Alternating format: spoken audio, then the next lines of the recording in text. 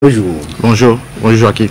Bonjour à vos éditeurs aussi. Merci de répondre à notre invitation. C'est moi qui vous remercie. Comment se porte la population de Moyen-Mono? Tout le monde va très bien là-bas. Donc c'est la grande mobilisation pour la campagne qui va commencer à partir de demain. De demain. Cette fois-ci, on n'aura pas de report parce que... Bon, disons que le grand Dieu nous a déjà réveillés ce matin, donc il faut le remercier. Et donc après nos prières, nous attendons ce qu'il va dire. Ok.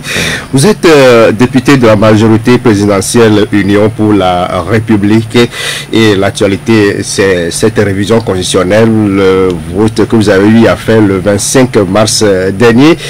Quelles étaient les raisons fondamentales qui ont poussé les députés du groupe majoritaire Unir à initier cette proposition de loi jusqu'à son vote et l'actualité dans laquelle nous nous trouvons aujourd'hui? Merci Joachim pour cette... C'est Gildas. Merci Gildas, je m'excuse. Merci Gildas pour cette belle question. Disons que le peuple togolais se réveille chaque matin à 5 heures.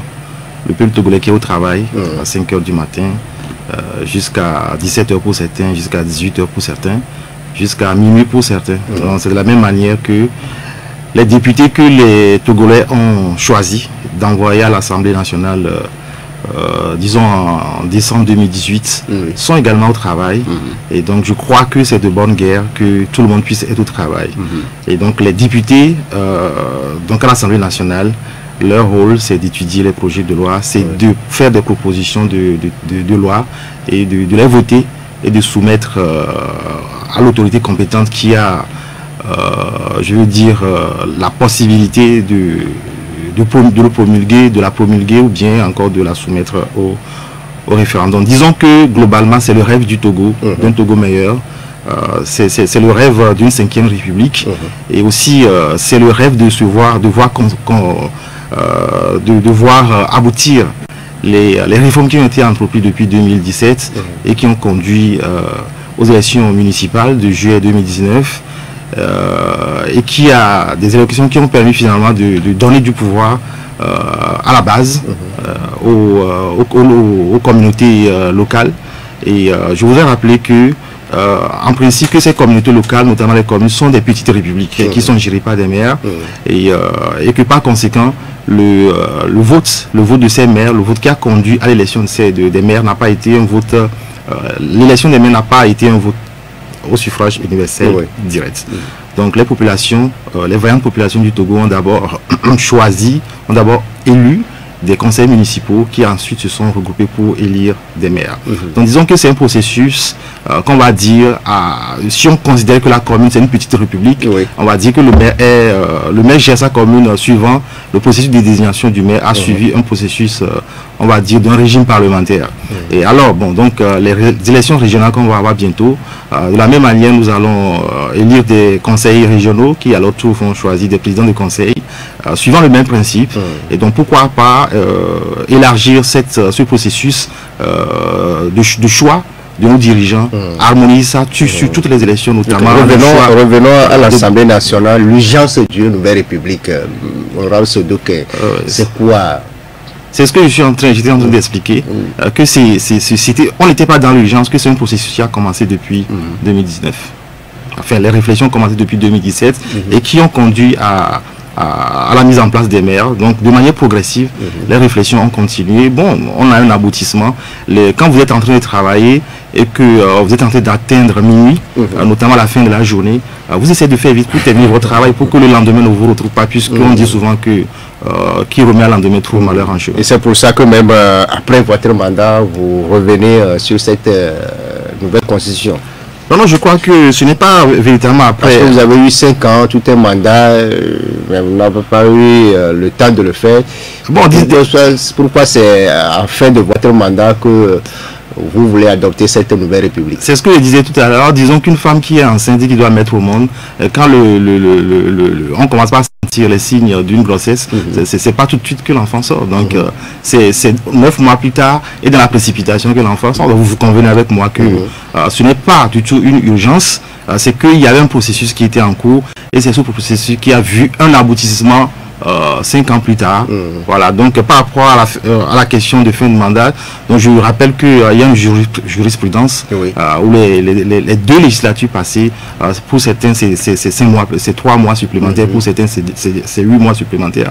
Donc en fait les textes constitutionnels, notamment la constitution de la 4e République, autorisent les députés, permet aux députés de pouvoir exercer jusqu'à la mise en place, enfin jusqu'aux élections qui vont suivre la mise en place de nouveaux députés à l'Assemblée nationale. Ok, par rapport à cette même constitution, si on prend l'article 144, si on descend un peu, les textes disent qu'aucune procédure de révision ne peut être engagée ou poursuivie en période d'intérim ou de vacances lorsqu'il est porté atteinte à l'intégrité du territoire. Oui, les députés ne sont pas en vacances de quoi que ce soit, ni en intérim, parce que pour pouvoir parler de vacances ou d'intérim, il faut absolument dissoudre quelque chose. Et l'Assemblée n'est pas dissoudre. Le président de l'Assemblée nationale, la présidente de l'Assemblée nationale, dans le cas d'espèces, n'a pas été démissionné. À partir de ce moment-là, il y a des dispositifs qui permettent aux députés de continuer pas à rester en fonction et de travailler jusqu'à l'arrivée de nouveaux députés au lendemain de nouvelles élections. Donc, que dites-vous à ceux-là qui disent que vous êtes illégitime aujourd'hui pour opérer ce choix au nom du peuple togolais? Non, il faut lire dans les tests, c'est ce que je disais tout à l'heure, il suffit de lire dans les tests, il suffit de lire les règles, le droit. Ce n'est pas du sentiment ni de la pensée, de la pensée. Il ne faut pas juste réfléchir et dire qu'il faut faire ça, il faut faire ci. Non, c'est l'Assemblée nationale, la Constitution, ce sont les tests, c'est le droit. Et dans le droit, il n'y a pas de bon sens, c'est pas une question de bon sens. Il faut juste lire les tests.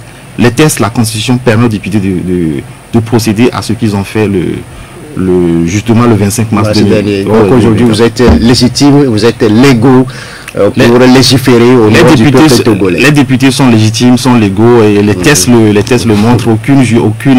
Aucun avocat ne peut venir démontrer le contraire ici. C'est ce que j'étais en train de dire. On n'a pas été démissionné.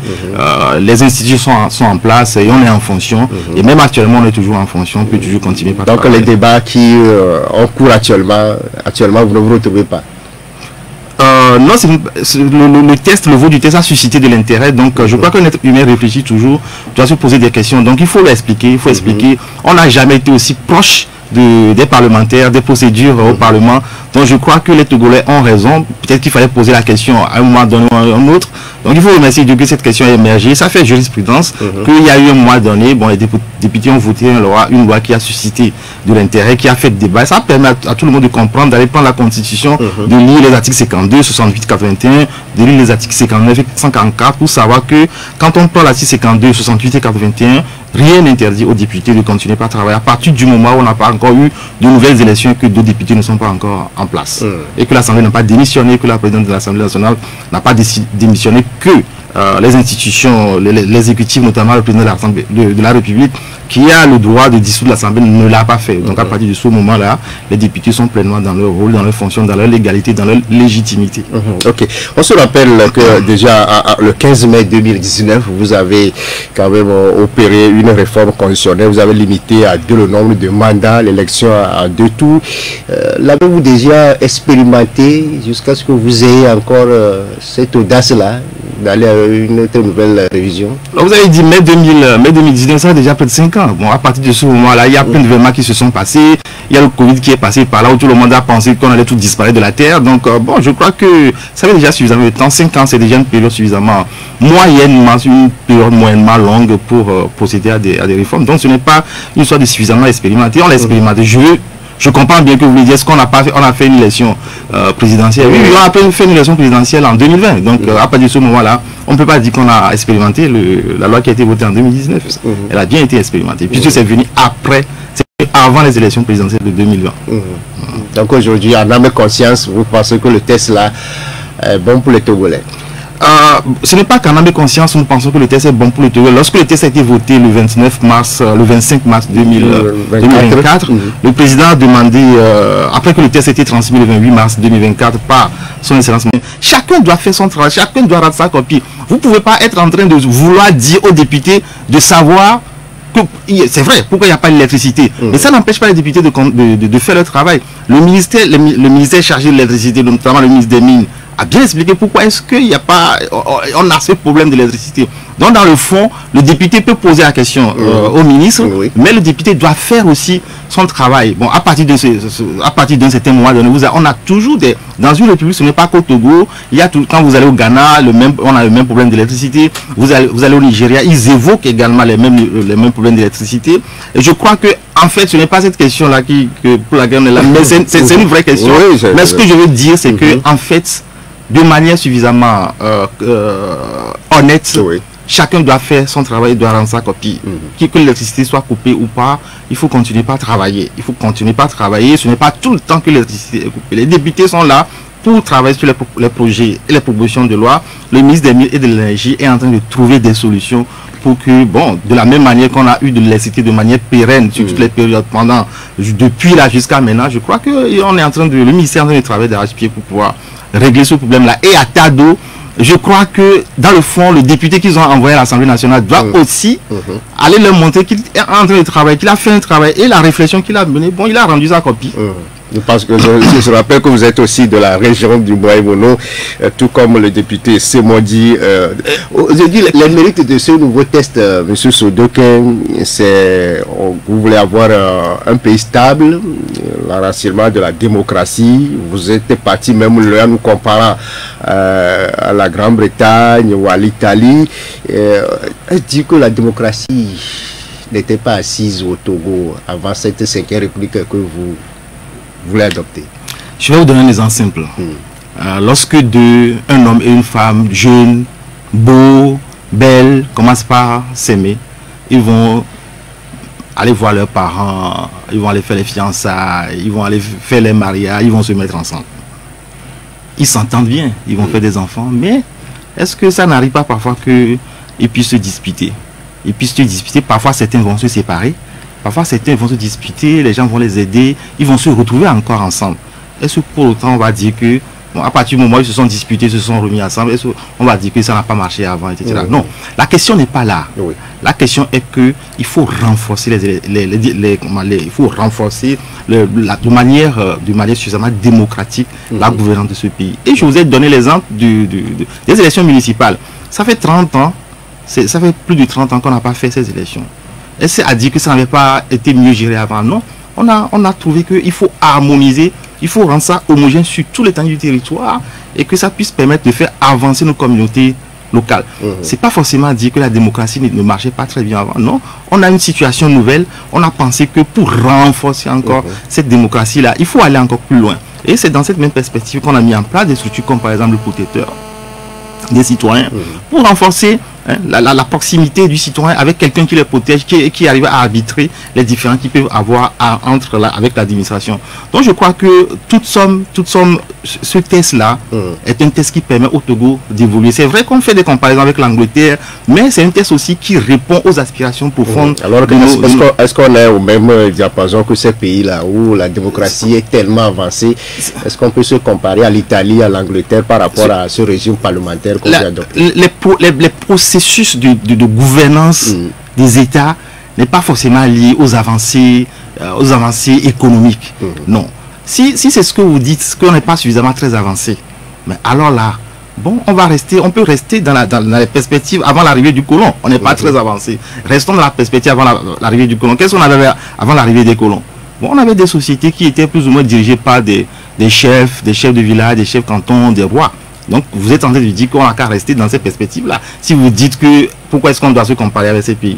Non, ce n'est pas le niveau de développement qui doit animer, qui doit guider le processus, les mécanismes de gestion, même au niveau de la famille. Il y a un mécanisme à la maison, il y a un mécanisme de gestion qui ne veut pas forcément dire que c'est pas parce qu'une famille a beaucoup plus d'argent qu'une autre que le mécanisme de gestion d'une famille avec un papa, avec une maman, avec des enfants, coordonner la maison, soit fondamentalement différent. Non.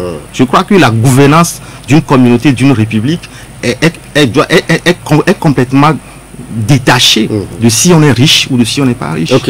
Par rapport à ce test des voix s'élèvent de gauche et à droite aujourd'hui, et demain l'opposition et ses sympathisants seront dans les rues. Mais l'autre greffe porté contre cette nouvelle condition, c'est que le peuple citoyen, mais les citoyens lambda n'aura pas son droit de voter.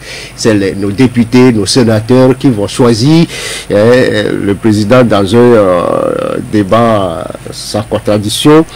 Est-ce que le peuple togolais aujourd'hui, après ce test-là, aura encore le choix de choisir son président? Oui, vous voyez que vous souriez en me posant la question. Quand vous dites que le citoyen n'a pas son droit de vote, vous savez que ce n'est pas vrai. Ce n'est pas du tout vrai. Ça, bon, c'est ce que j'appelle des imaginations, des masturbations spirituelles de l'esprit. Non, pas du tout, puisque les citoyens vont aux élections pour élire les députés. Et donc, ils donnent le pouvoir, ils donnent leur suffrage les citoyens donnent leur suffrage aux députés. C'est ce que veut, c'est de cette manière que les régimes parlementaires marchent. Et par ailleurs, dans les pays que vous avez cités, que nous sommes en train de faire, qui sont en comparaison. Donc, à partir du moment où c'est un régime parlementaire, c'est le mécanisme du régime parlementaire, les citoyens votent pour les députés. Et les députés votent ensuite pour le conseil, le président du conseil des ministres. Et ensuite, etc., jusqu'au président de la République. Quand on a élu les maires, dont certains leaders de l'opposition ont bénéficié pour être des maires aujourd'hui. Bon, est-ce qu'on peut dire qu'on a enlevé le droit de vote des citoyens? Non. Ils ont voté pour les conseils municipaux qui ensuite ont voté pour le maire. Est-ce qu'on va dire que bon, le maire est illégitime? Non, ou bien qu'on a enlevé le vote? Non. Les citoyens qui ont voté pour les conseils municipaux sont contents de certains de leurs maires aujourd'hui. Donc à partir de ce moment-là, je ne crois pas que on puisse dire que les citoyens, on a enlevé le droit de vote aux citoyens. Pas du tout. Est-ce que vous voulez dire alors que, bon, si on cite l'Angleterre, l'Italie, que ces citoyens-là, qui sont de vieilles démocraties d'ailleurs, comme vous venez de le dire, qu'ils n'ont pas le droit de vote? Non, la réponse est complètement non, on n'a pas enlevé le droit de vote. Les citoyens votent et ils sont beaucoup plus proches de l'élection même du président de la République, puisque bon, ça, ils ont confié ce droit-là, leur droit de vote du président de la République, du président du Conseil à leurs députés, et c'est ainsi que le veut un régime parlementaire. Tout ceci, donc on estime que c'est que l'actuel chef de l'État confisque le pouvoir, que UNIR soit toujours éternellement au destiné du pays. Monsieur Sodokin, vous êtes aussi avec ces populations-là, vous les écoutez, vous voyez ce qui se passe aujourd'hui. Est-ce que ces populations ont tort de réagir ainsi? Bon, c'est ce que je dis, c'est ce que j'ai pas arrêté de dire depuis ce matin. En fait, on ne peut pas prêter, on ne peut pas faire un procès d'intention à quelqu'un, faut pas. On ne peut pas faire un procès d'intention au président de la République. Ce sont les députés qui, à leur âme et conscience, et par rapport aux engagements vis-à-vis de leur population, ont travaillé, ont trouvé que ce régime-là, qui plus ou moins a été expérimenté de par le passé au Togo et qui n'est pas allé loin, que pourquoi pas ne pas revenir dessus. Donc je crois qu'on ne doit pas faire de procès d'intention. C'est vrai qu'on peut toujours penser, mais bon, on ne doit pas accuser quelqu'un avant de l'avoir vu en train de procéder. Je crois que c'est un procès d'intention. On ne peut pas. C'est caricaturer. Aujourd'hui, le test est revenu à l'Assemblée nationale. Le chef de l'État vous demande encore une seconde lecture. En termes clairs, qu'est-ce que cela signifie? Bon, cela signifie que lui-même, il joue son rôle, son président de la République joue son rôle d'arbitre, puisque dans le fond, lorsque la majorité de l'Assemblée nationale a voté ce test-là le 25 mars, et que le test lui a été transmis le 28 mars, il avait le droit de promulguer ou de renvoyer le test au référendum. Oui. Bon, compte tenu de l'intérêt que ça a suscité, il a demandé une seconde relecture. Ça veut dire que lui-même, le président de la République lui-même, avait peut-être quelques observations sur le test. C'est pourquoi je dis que là, la séparation du pouvoir, vous voyez ça très bien. Sinon, il aurait pu promulguer le test. Il a écouté les gens, dit, ah, les gens sont en train de parler, puisqu'il est au-dessus. Et que ce n'est pas par rapport au tollé général que ça a suscité. Non, mais ce que vous appelez tollé général, c'est ce que nous appelons le test a suscité de l'intérêt. Et les gens en ont parlé, donc il faut procéder, il faut relire le test. Et il est dans son rôle d'arbitre, il a écouté sa majorité à l'Assemblée nationale qui, avec les autres députés, ont voté le test. Mais il a écouté aussi son opposition qui a dit, ah, il faut revoir le test, etc. Donc il a renvoyé le test en relature en tant que garant de la stabilité, de la quiétude, de la paix dans le pays. Il a joué son rôle de garant en écoutant non seulement sa majorité, mais en écoutant aussi son opposition et en renvoyant le test pour relecture. Voilà, donc je crois que ce n'est pas... Et vous l'avez déjà commencé, cette seconde lecture? Non, on vient de descendre des explications que nous sommes allés fournir à la base. Donc on attend que la présidente de l'Assemblée nationale, avec son bureau, puisse vous convoquer déjà en commission, parce qu'il y a une commission des lois qui étudie le test, et ensuite quand la session aura fini et voté son travail à son niveau, la commission de loi aura fini de voter voter ce test à son niveau. Bon, la présidente de l'Assemblée nationale peut voir s'il peut encore convoquer les députés en séance plénière pour une nouvelle adoption, pour un second vote du test. Et justement, les 8 et 9, vous-même, vous faisiez partie de cette délégation des parlementaires qui sillonnaient tout l'ensemble du territoire, les 39 préfectures, pour expliquer le bien fondé de ce test-là et puis écouter les populations sur cette nouvelle constitution. Les cibles, c'est les chefs traditionnels, les groupes organisés. C'est ce qu'on a eu à écouter.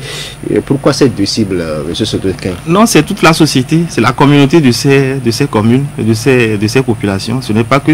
Pourquoi c'est... Quand vous prenez les groupes constitués... Ils sont qui?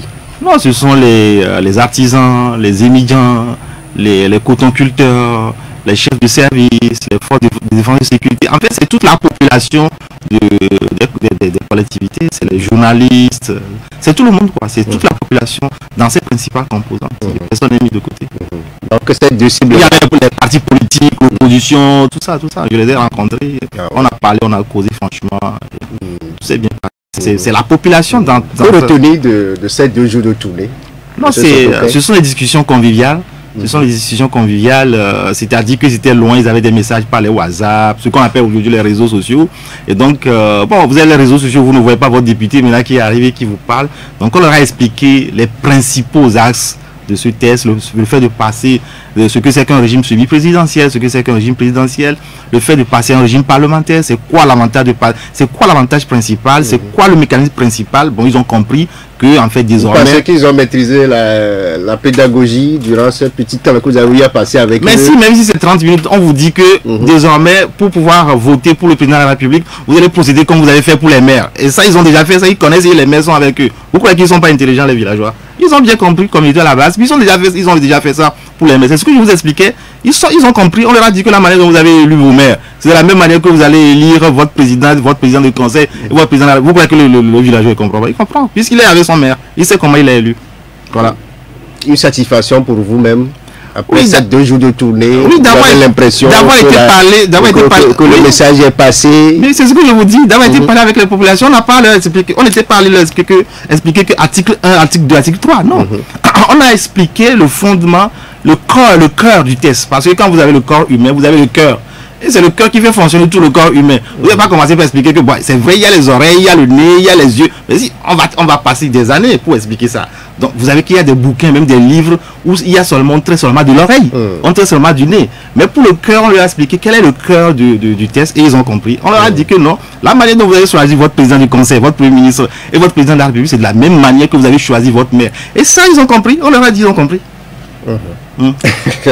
Ok, aujourd'hui... Je suis content que vous soyez en train de sourire parce que vous-même vous êtes convaincu. Non, moi je ne suis pas convaincu. Parce qu'aujourd'hui... Mais comment ça fait vous souriez? Parce qu'aujourd'hui, ce qu'on a vu sur nos chaînes, c'est parce que dans toutes les précisions que vous avez sillonnées, on a vu les chefs, quelques hommes aussi qui ont approuvé la débâche. On se dit que dans tout ce lot-là, personne n'a dit le contraire. Mais oui, mais c'est ce que je dis, il fallait venir. Ah, moi j'étais à Danik Belé et puis Danik Belé Cloto et Arago 1. Il y a des gens qui ont dit le contraire. Il y avait des opposants de l'ADI. Ils ont parlé avec véhémence. Mais à la fin de la journée, quand on tendait vers midi, tous ces cas ont compris.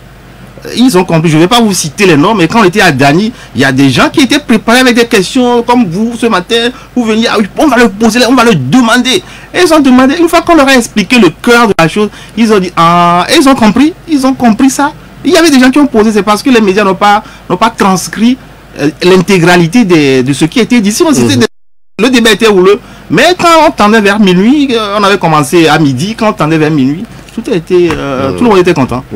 Quitte maintenant des autres couches, les responsables politiques, les acteurs religieux, la société civile togolaise aussi, qui a son mot à dire sur cette constitution-là. À quand leur consultation? Non, les groupes constitués, il y avait la société civile, c'est parce que vous n'avez pas la liste, justement, il y avait la société civile, il y avait les confessions religieuses, c'était tout ça. Tout le monde était là, c'est ce que je vous dis. C'est toutes les composantes de la communauté à la base qui étaient là. Tout le monde était là. Il n'y avait pas d'exception. Moi, je vous dis, j'étais à Dani, à Akbele. Il y avait tout le monde. Il y avait tout le monde. Il n'y a même pas un mouton qui manquait. Il y avait tout le monde. Même en arrivant, bon, il y avait des... C'était de l'ambiance, etc. Et puis Akbele, c'était le jour de marché. Oui. Et il y avait la grande ambiance. Tout le monde était là. Tout le monde était là. Ceux qui jouaient au tam-tam, tout le monde était là. Donc aujourd'hui, c'est vrai que selon ce que vous avez eu à faire 2 jours, toute la population togolaise est d'accord sur la nouvelle constitution. Oui, les gens ont exprimé, ils ont exprimé, non seulement ils sont d'accord, mais ils ont dit, ils ont compris. Ils sont d'accord pour la plupart, mais certains ont exprimé aussi des préoccupations. Comme vous avez dit tout à l'heure, bon, il y a des couches de population qui ont dit, ah oui, c'est vrai, mais aussi il y a des problèmes avec notre vie quotidienne, le panier de la ménagère, etc. Les gens ont expliqué leurs préoccupations et on leur a répondu que, en fait, ce test doit amener à une meilleure gouvernance. Je vous donne un exemple. Quand on a fait les élections des maires, qu'on a élu les maires, il y avait certaines préfectures qui n'avaient pas de mairie, voyez, et qui n'avaient pas c'est pas constitué en commune. Bon, je vous donne l'exemple du Moyen-Mono. Voilà, on avait une préfecture, on avait un préfet dans le Moyen-Mono, on n'avait pas les maires. Mais quand on a fait les élections en 2019, du coup, on a 2 maires dans deux zones. Et on a créé des emplois à deux personnes qui sont les maires. Et on a créé des emplois à 2 maires qui sont les maires. Et on a constitué la mairie. Et dans la mairie, il faut des gens qui puissent travailler dans la mairie. Et à ceux-là qui ne faisaient pas grand-chose dans le village, à l'époque, on trouvait du travail à la mairie. Il y a non seulement les conseillers municipaux, mais après, quand vous allez dans la mairie, vous avez ils ont des comités, des commissions, électricité, eau, etc. Et donc, qui coordonnent désormais les travaux d'infrastructure dans les communes. Et à tout ce monde-là, c'est du travail qui est créé. Direct. Par l'intermédiaire des élections. Et on a une meilleure gouvernance. On sait désormais l'argent, on prend ça où. On sait désormais qui est-ce qui va se mettre sur la route pour... On contrôle la circulation de l'économie de la commune. Et ça là, c'est déjà le changement dans le bon sens. Et qu'on ne peut pas nier. Donc à partir de ce moment-là, on a un meilleur processus de gouvernance où il y a la mairie, il y a les conseillers. Et à chaque fois, le maire doit rendre compte à ses conseillers. Vous avez même vu que parfois, il y a eu certaines... On a eu des échos comme quoi des conseillers voulaient faire partir.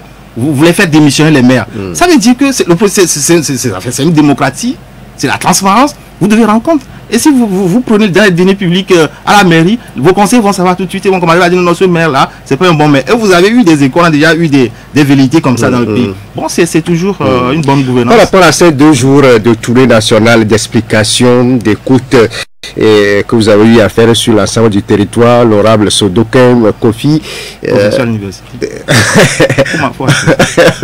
professeur à l'université, conseil économique du chef de l'État, député dans le Moyen-Mono, tout ce que vous voulez. Mais est-ce pour expliquer la nouvelle démarche à la population et recueillir aussi leurs propositions pour améliorer le texte, selon ce que nous avons eu à dire. Ça veut dire qu'aujourd'hui, ce que vous avez eu sur le terrain va quand même sensiblement changer la typologie de cette nouvelle constitution. Oui, bon. Parce qu'on dit que vous allez synthétiser tout ce que vous avez eu à recueillir sur le terrain. Le bureau de l'Assemblée nationale va le faire. Et quelle sera la suite pour le test? Non, c'est ce que je viens de dire. Donc, vous êtes bien au courant, vous êtes un très très bon journaliste, puisque il va y avoir la synthèse.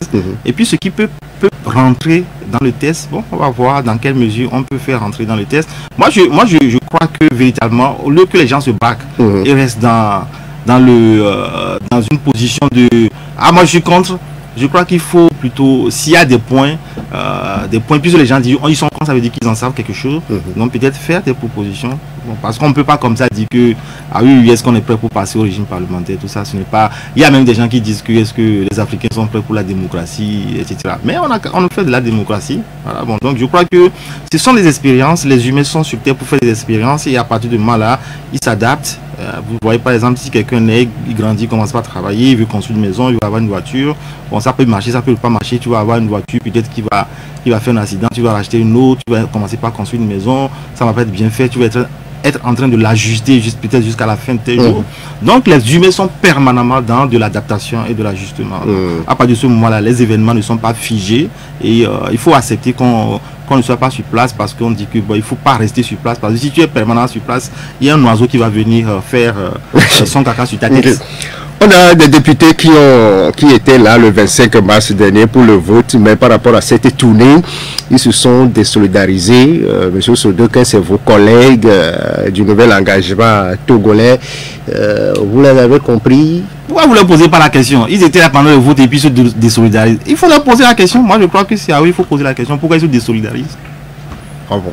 Bah, moi, je ne suis pas dans leur tête, je ne suis pas dans leur calcul politique. Donc, il faut leur poser la question. Pourquoi ils se sont désengagés?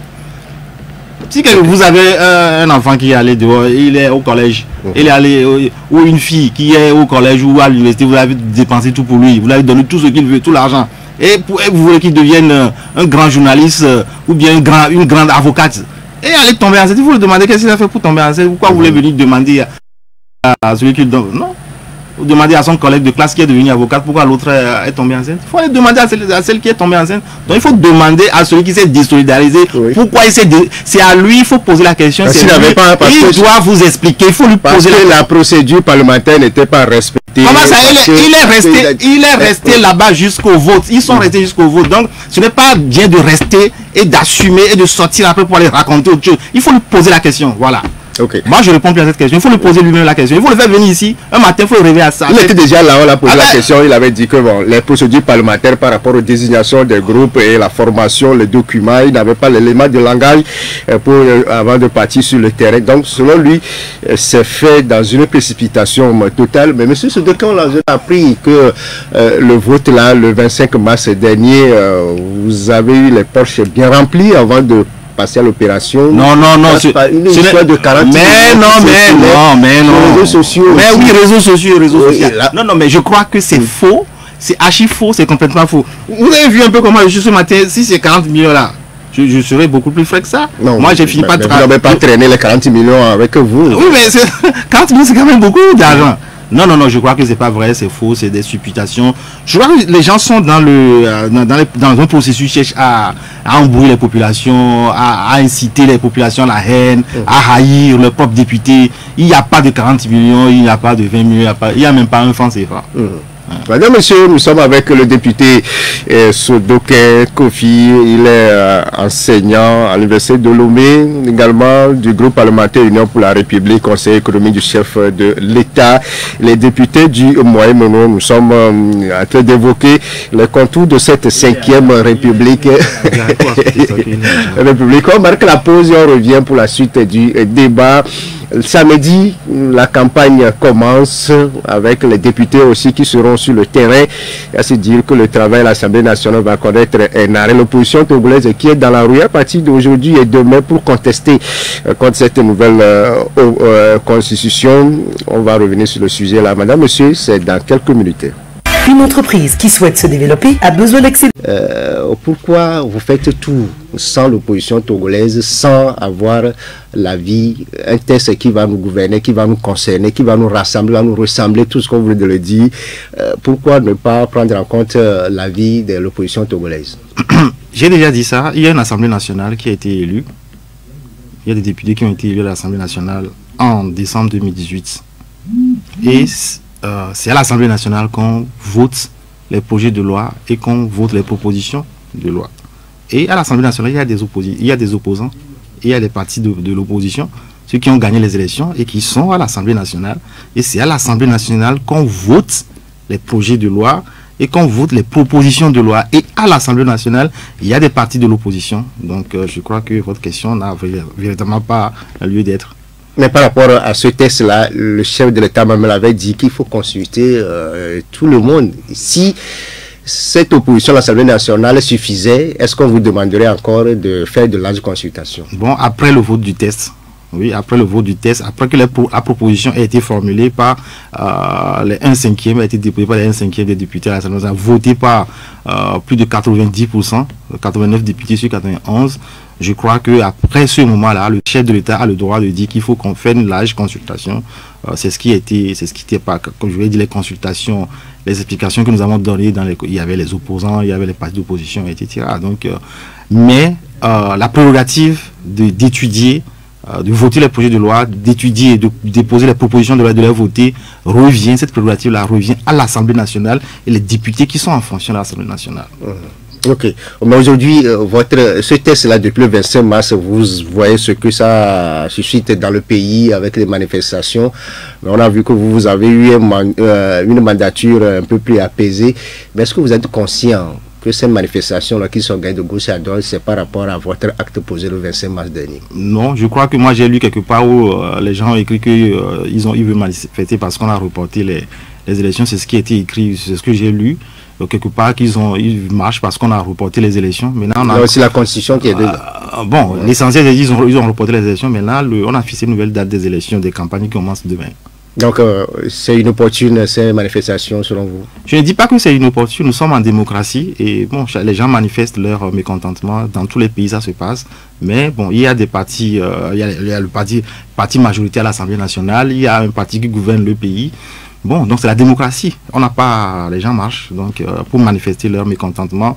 Bon, si les gens marchent, il faut que cette marche-là soit faite. Parce que les gens ont écrit les tests dans la tranquillité. Donc, il faut que les marches soient aussi... Si ça a lieu, il faut que ça soit lieu dans la tranquillité. On peut exprimer son mécontentement de manière suffisamment pacifique. Mais si c'est un test qui est là pour le peuple togolais, pourquoi apparemment vous avez l'impression de faire tout selon votre pouvoir, selon votre autorité? C'est la démocratie. Détermination. Mais là, vous dites qu'on n'a qu'à pas appliquer la démocratie. Donc, il faut que si un parti majoritaire qui gagne les élections, la minorité n'a qu'à gouverner. Moi, je ne vous comprends pas. C'est le principe démocratique. Donc, on réclame la démocratie. Mais là, quand on met en place les principes démocratiques, les partis minoritaires vont dire on ne les a pas consultés. Mais il faut gagner les élections Je crois qu'à un moment donné, même dans ce pays, le cas a eu beaucoup de députés à l'Assemblée nationale et il fallait discuter avec le régime RPT pour faire avancer les choses.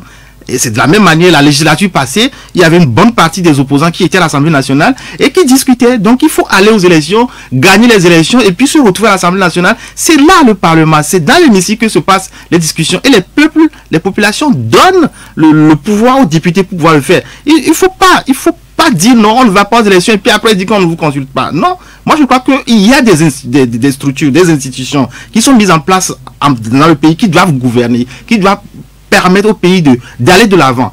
On ne peut pas dire que ces institutions-là sont mauvaises, on ne veut pas aller dans ces institutions-là et puis après dire que la démocratie n'a qu'à se faire dans la rue. Pas du tout. Moi je crois qu'il faut aller aux élections, les élections législatives et se battre sur le terrain, gagner les élections et venir à l'Assemblée pour pouvoir discuter. C'est pour cette raison que on a des institutions, que le régime soit présidentiel, semi-présidentiel ou parlementaire, il faut gagner les élections législatives pour venir sur le terrain. Ça ne sert à rien de rester dans la rue. Le débat ne doit pas se mettre seulement entre ceux qui sont à l'Assemblée nationale, parce qu'on a d'autres aussi acteurs de la vie politique et qui ne sont pas à l'Assemblée. Mais justement, quand on vote pour les députés, pour le débat aussi. Quand on vote pourquoi est-ce qu'on fait les élections législatives? C'est pour donner le pouvoir à un certain nombre de personnes, les députés, pour légiférer en vote. Non, c'est pour cette raison qu'on vote pour les... Sinon, on arrête de voter pour les députés. Si on doit voter pour les députés et dire après que le travail qu'ils font n'est pas important, ben, vous avez le président de la République qui est là, qui a le droit, si juge que l'Assemblée nationale ne travaille pas bien, n'est pas ce que ça doit faire, être pour représenter le pays, il a le droit de dissoudre l'Assemblée nationale. Ça se fait dans tous les pays. Regardez même en France. Vous avez les dernières fois là, en France, qui est l'exemple pour tout le monde. Qu'est-ce qu'ils font? Il y a les partis de l'opposition à l'Assemblée, mais le Premier ministre arrive, il dit pour voter, vu que les autres parlent, je ne veux pas soumettre le test au vote. Je vais passer par une disposition de la Constitution qui me permet de passer le test sans vote. C'est la démocratie, c'est pas la démocratie. Donc c'est ce que vous copiez ici. Je ne copie rien du tout. C'est-à-dire que les gens disent c'est la France que c'est la meilleure démocratie. Je vous dis, ils savent. Mais revenons au Togo. Bon voilà, donc je crois que sur ce point-là, vous êtes suffisamment convaincu. Non, pas encore. Pas encore, mais oui. Par rapport à ce test-là, pourquoi vous refusez la voie référendaire? Non, personne n'a refusé la voie référendaire. Je vous parler de son excellence monsieur le président de la République. Il a le droit de promulguer. L'article 144 lui donne le droit de promulguer ou de faire passer le test par le référendum. On ne sait pas ce qu'il veut faire. Moi, je ne peux pas être dans sa tête. C'est lui qui a renvoyé le test en relecture. On ne sait pas ce qu'il va faire demain. Nous, quand on a voté, les députés ont voté à 89 contre 91. 89 sur 91 à l'Assemblée nationale. Nous, on croyait que on a renvoyé le test pour qu'il puisse être promulgué suivant les dispositions constitutionnelles. Vous n'attendez pas une autre seconde lecture. Voilà, donc c'est le président, c'est le garant de la sérénité, de la quiétude dans le pays. Donc on attend. C'est comme on dit, tu te lèves le matin, tu pries Dieu. mais tu attends maintenant que ce que Dieu va dire. Donc, il a dit, allez faire la relecture. Donc, la relecture va être bouclée, on va lui renvoyer le test et on s'attendra. Il a deux possibilités de le faire. Donc, c'est de Promigo de faire le référendum. Mais posez-lui la question alors. 92 02 80 63 99 70 70 90 pour être en direct avec nous. On prend le premier intervenant. Monsieur Pelé, bonjour. Bonjour. Bonjour. Bonjour, monsieur Pelé. Ok. Je pense que le président Ford a intérêt à aller au référendum. Aujourd'hui, c'est le 10 avril. La journée, nous enfants de rue. Tout le monde doit être dans les rues. C'est clair et net. Monsieur Kazara, vous étiez à l'Assemblée depuis 2018. C'est pas Kazara. Non, c'est le député Kofi Sodoke du parti. Merci beaucoup. Ou bien vous voulez parler à Kamara. Merci beaucoup. On va prendre monsieur, un autre qui est monsieur Anhiavi. Et si vous voulez nous appeler, prenez le temps de nous suivre et de reconnaître celui qui est avec nous. Bonjour, monsieur Anhiavi. Bonjour. Bonjour, monsieur Anhiavi. Bonjour, vous êtes en direct, monsieur Anhiavi. Ok, je vais demander voilà, le député. Et je vais m'expliquer ça. Tout ce qui est à l'Assemblée qu'on a appelé les gars de venir voir de l'air et de fonctionner de plus. Moi, je ne sais pas si ceux qui on a appelé maintenant, les gens qu'on a appelés, de venir boire de l'air et venir compter de deux. Et ceux qui sont déjà des majoritaires ou bien ceux qui sont appelés les gens qui sont des majoritaires. Je ne sais pas, il a qu'à m'expliquer ça. Donc, il me dit qu'il est parti du maintenant expliquer dans les gens. Je ne sais pas si c'est comme ça qu'on explique les gens, ceux qui de Dieu maintenant, la radio, qu'il explique les gens. Vous m'avez fait quelque chose. Ok. Merci beaucoup à M. Anhiavi. M. Garo, bonjour. Judas, bonjour. Bonjour. Oh, bonjour à votre invité. Bonjour. Bon, invité, je voulais poser une question. Au Bénin, c'est quel régime? Libéria et comment l'appelle-t-on? Sénégal. Au Ghana. Mais pourquoi vous voulez forcer les choses? Je vais vous demander quelque chose. Les Togbé là, pourquoi ils ne sont pas venus chez moi à la maison pour m'expliquer? Dans 24 heures, ils ont sillonné tout le Togo avec l'hélicoptère de toutes les façons pour régler ce problème. Moi, Gado me tombe à la tête de la CENI. Je vais résoudre tout ça là. Merci, bonne journée. Merci beaucoup à vous, M. Gado. Bonne journée. On prend Yao. Yao, bonjour. Bonjour, monsieur le président. Moi, c'est pour mon pays. Tout ce qui se passe là, c'est honteux. Merci et bonne journée. Bonne journée à M. Yao par rapport à votre réaction. 92 02 80 63 99 70 70 90. Kanidek, bonjour. Bonjour, Judas. Ça fait très longtemps. Oui, je vous suis. Ah, okay. Honorable, bonjour. Bonjour, M. Kani. Ok, bon, je pense que s'il y a un texte à voter ou bien une loi à voter à l'Assemblée nationale, je pense que tous les députés reçoivent les copies avant de passer au vote. Bon, et comment vous pouvez comprendre aujourd'hui que même ceux qui ont fait cette proposition de loi-là disent qu'ils n'ont même pas la copie de la Constitution. Comment vous pouvez nous expliquer ça? Merci. Ok, merci beaucoup à vous, Kaïdek. Kofi, bonjour. Kofi, bonjour. Oui, bonjour. Bonjour. Je salue le député Sodoke. Je vous salue aussi, monsieur. Oui, mon frère de la même localité. Je vous salue. Oui, je voulais poser la question de savoir... il est reparti, notre ami Kofi. Il va revenir 92 02 80 63 99 70 70 90. On prend T, bonjour. Oui, bonjour. Bonjour, monsieur T. Notre invité a dit qu'il doit agir en toute légalité et en toute légitimité. C'est ce qu'il a dit tout à l'heure là. Okay. Mais moi je suis pas d'accord.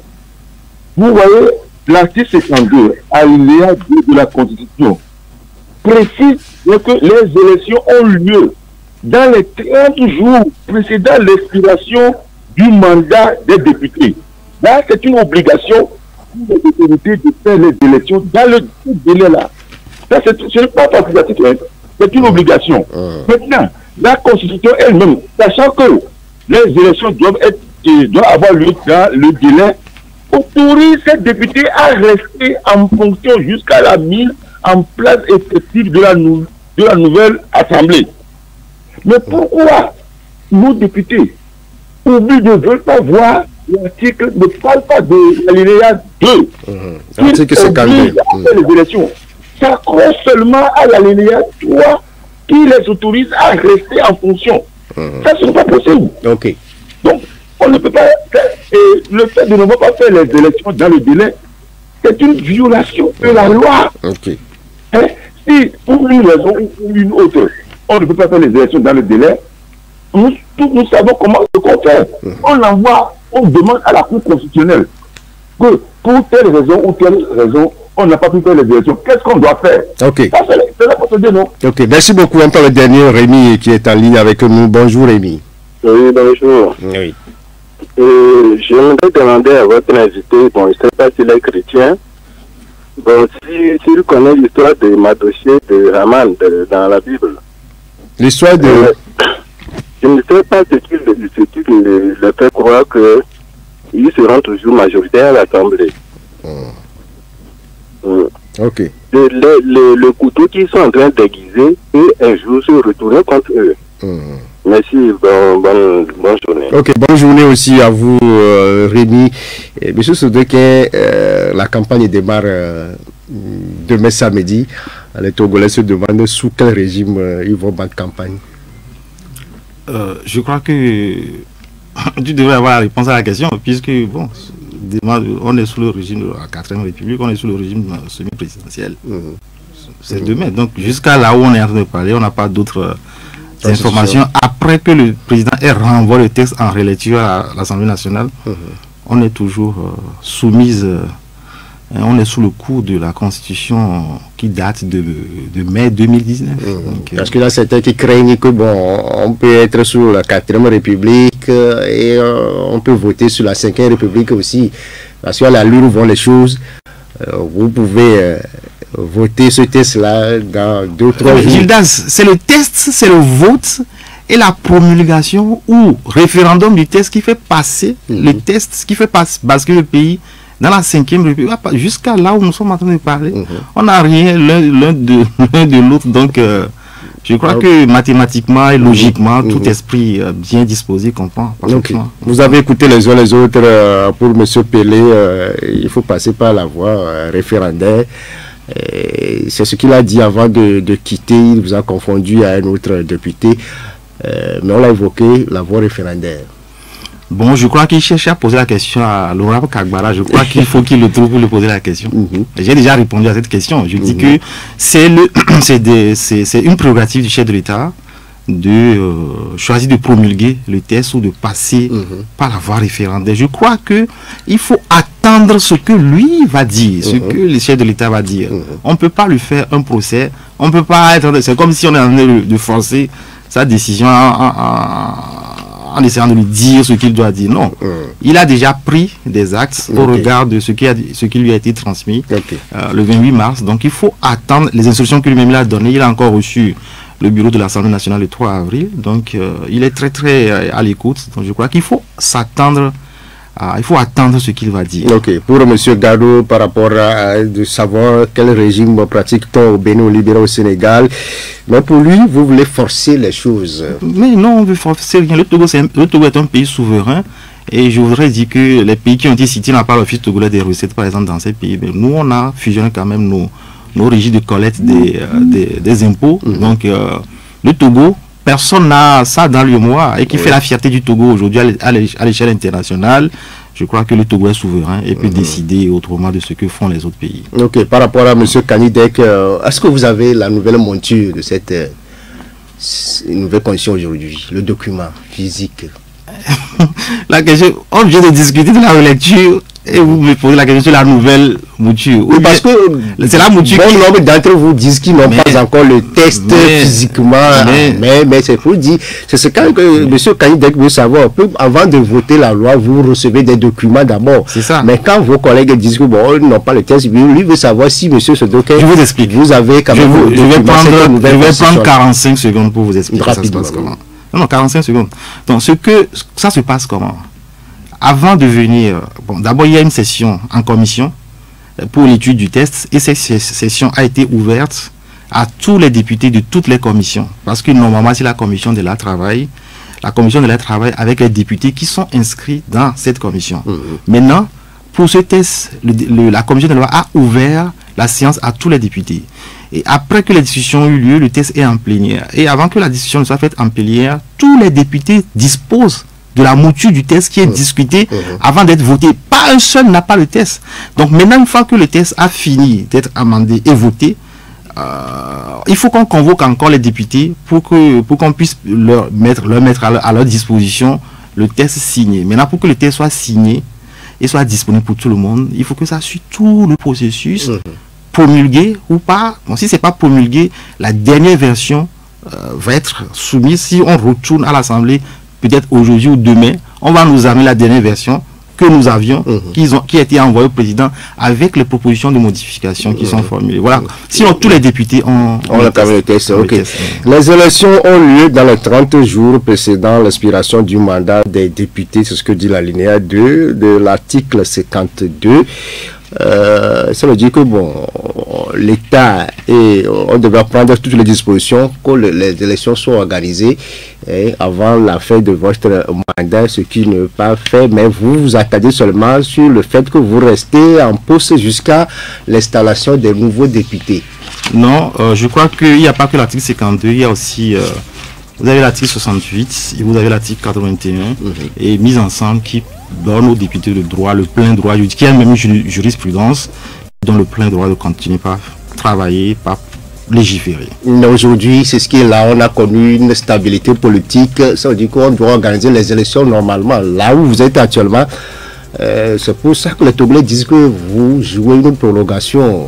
Non, la prolongation se joue dans tous les pays et je vous ai déjà dit que dans les deux précédentes législatures, il y a eu aussi prolongation et il y avait beaucoup de députés parce que c'est la même situation. Mais c'est pas la même situation, mais bon, les faits sont têtus. Donc bon voilà, ça s'est répété et c'est une jurisprudence, ça se passe. Donc, qu'est-ce que vous allez à dire au peuple togolais? Non, je voudrais tout simplement dire, suivant pour le dernier auditeur qui m'a interpellé, si j'étais chrétien, oui, je suis parfaitement chrétien. Et en 92, bon, on aurait pu mieux faire les choses aussi. En 92, ça n'a pas été fait. Bon, donc chacun a son âme et conscience. Nous, pour notre législature, nous avons pensé que nous avons fait ce que nous devons faire, c'est ce que nous avons fait. Bon, maintenant, tout reste dans les mains de Dieu. Voilà. Consciemment. Une émission accomplie pour vous. Nous avons fait notre travail pour notre époque. Et bon, on n'est pas en train dessus. Non, l'histoire retiendra que les députés de cette législature ont fait leur travail. Voilà. Merci beaucoup d'être passé dans cette émission. Merci. Et je voudrais souhaiter la paix pour tous les Togolais, où qu'ils soient. Merci. Merci à vous, honorable Sodoké Kofi, député de la majorité, président de l'Union pour la République. Et il est également enseignant à l'université de Lomé. C'est un économiste de profession. Merci à toutes et à tous. Ça a été Messa qui a assuré la mise en onde. Enjoy sur la page Facebook. La réalisation pointe la signature de Claudie Adjinon. Portez-vous bien sur la chaîne de l'excellence et bon début de semaine et de week-end à toutes et à tous.